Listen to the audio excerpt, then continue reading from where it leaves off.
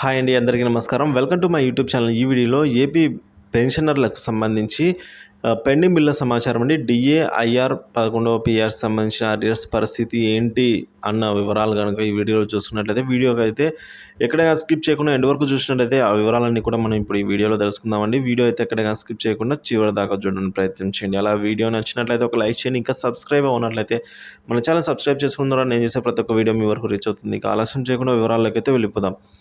అవిశ్రాంత ఆవేదన అండి. DR, PRC బకాయిలు చెల్లించకుండా విశ్రాంత ఉద్యోగులకు ద్రోహం. 1వ తేదీన పెన్షన్ ఇవ్వకుండా వృద్ధాప్యంలో కష్టాల పాలు చేసిన వైనం. క్వాంటం పెన్షన్లో కోత వేసి వృద్ధాప్యపు ప్రయోజనాన్ని లాగేసిన వైకాపా సర్కార్ అయితే అంటున్నారు. గత ఏడాది సెప్టెంబర్లో బకాయిలు చెల్లిస్తామని ఉద్యోగ సంఘాల చర్చల్లో సందర్భంగా ప్రభుత్వం హామీ అయితే ఇచ్చిన మాట మనందరికీ తెలిసిందే అండి. వాటిని ఈ ఏడాది జూన్ వరకు అయితే వాయిదా వేసి వాటిపై అయితే పెద్ద బండ వేసిందని అయితే వాపోతున్నారండి పెన్షనర్లు అందరూ కూడా. ఇక 11వ పిఆర్సీ విషయానికి వచ్చినట్లయితే గడువు 2023 జూలైతో ముగిసినందున 12వ పిఆర్సీకి సంబంధించిన మధ్యంతర భృతి ఐఆర్ అయినా చెల్లించాలి, కానీ అది కూడా చెల్లించలేదు. పిఆర్సీ కమిషన్ ఏర్పాటు చేసి ఐఆర్ ఇవ్వకుండా ప్రభుత్వం చేతులు దులిపేసుకుందని అయితే అంటారు. ఐఆర్ ఎందుకు, ఒకేసారి పిఆర్ ఇస్తాం అంటున్నాం కదా అని తప్పించుకుంది ప్రభుత్వం అయితే వాపోతున్నారు. ఇక దీంతో విశ్రాంత ఉద్యోగులు వారికి రావాల్సిన ప్రయోజనాలు పూర్తిగా అయితే నష్టపోవాల్సి అయితే వచ్చింది. మరి పదవీ విరమణ పొందిన వారికి ఏమైనా చెల్లించాల్సిన ప్రయోజనాలు ఇస్తారా అంటే అవి కూడా 280 కోట్లు అయితే పెండింగ్లో ఉన్నాయండి ఇప్పటి వరకు చూసుకున్నట్లయితే. ఇక క్వాంటంలోనూ కోతే. వృద్ధాప్యంలో ఉద్యోగులను ఆదుకోవాల్సిన జగన్ ప్రభుత్వం వారికి అన్ని విధాలుగా దగా చేసిందని అయితే మండిపడుతున్నారండి. సో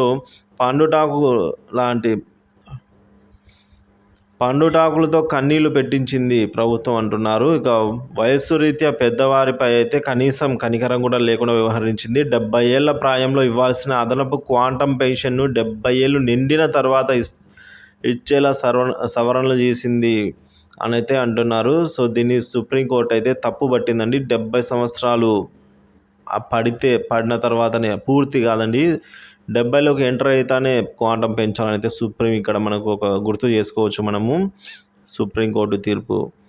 ఇక 11వ పిఆర్సీలో మొదట 70, అలాగే 75 ఏళ్ళు ఇప్పుడు ఇచ్చే 10%, 15% అడిషనల్ క్వాంటమ్ ఆఫ్ పెన్షన్ను అయితే రద్దు చేసింది. పిఆర్సీపై ఉద్యోగులు నిర్వహించిన చలో విజయవాడ దిగొచ్చిన ప్రభుత్వం ఆ తర్వాత కొంత శాతం ఇచ్చింది.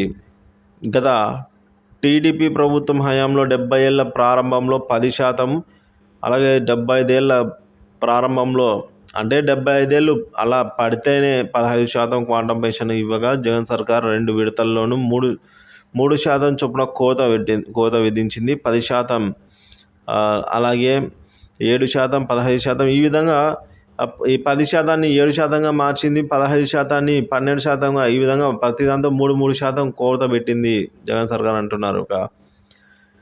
అదే విషయానికి వచ్చినట్లయితే మనం ఈ విధంగా డిఆర్ బకాయిలు ఎప్పటికి ఇస్తారో తెలియని వైనమండి. సో విశ్రాంత ఉద్యోగులకు డిఆర్ బకాయిలు ఇస్తే వాటిని వినియోగించేందుకు అవకాశం ఉంటుంది. సకాలంలో వాటిని చెల్లించకపోతే పెన్షన్లు తీవ్రంగా ఇబ్బందులు అయితే పడ్డారని కొన్నాళ్ళుగా వాళ్ళ కళ్ళలో ఒత్తులు వేసుకొని చూస్తున్నారు. జగన్ మాత్రం స్పందించలేదంటున్నారు.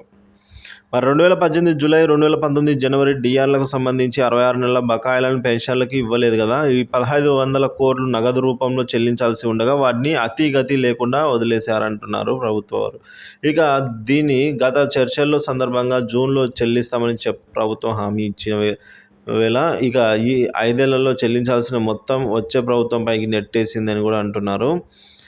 మరి ఏదేమటికి ఈ పెన్షన్లకైతే అన్యాయమే జరిగిందని అయితే తెలుస్తుంది. ఇక 2019 జూలై, 2020 జనవరి, జూలై, 2021 జూలై, ఈ విధంగా దాదాపుగా డిఆర్లు 54 నెలలకు సంబంధించి బకాయిల రూపంలోనే చెల్లింపులపై స్పష్టత లేదు. వాటిలో కొన్ని కరోనా సాగుతో ఎత్తేసారంటున్నారు. ఇక 2022-23 డిఏ బకాయిల పరిస్థితి అగమ్య గోచరంగా మారింది అని అయితే డిఆర్ పరిస్థితి అయితే ఈ విధంగా అంటున్నారు. ఇక 11వ పిఆర్సీ 2 డిఆర్ బకాయిలను ఎప్పుడు చెల్లిస్తారో ఇప్పటికీ తెలియని పరిస్థితి. దీనిపై 7 వాయిదాల్లో చెల్లించేందుకు జీవో ఇస్తామని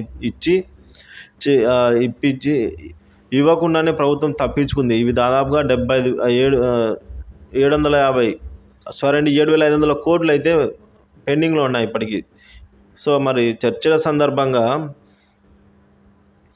ఈ విధంగా 2024 జనవరి 10%, అలాగే 2025లో 20%, ఈ విధంగా 2027 వరకు 40%తో మొత్తం 100% ఇస్తామని చెప్పి ఏడాది జనవరిలో ఇస్తామన్న 10%కి అతిగతి లేదు. సో మొత్తంగా మనం చూసుకోవచ్చండి, పెన్షనర్స్కు లభించింది ఏమీ లేదని అయితే తెలుస్తుంది. సో అందువల్ల వాళ్ళైతే ఈ విధంగా వాపోతున్నారు. సో విశ్రాంత ఉద్యోగులకు అవిశ్రాంతతే చేకూరిందని అయితే అంటున్నారు. ఇదే అండి ఇప్పటివరకు తాజా సమాచారం. Thank you for watching this video.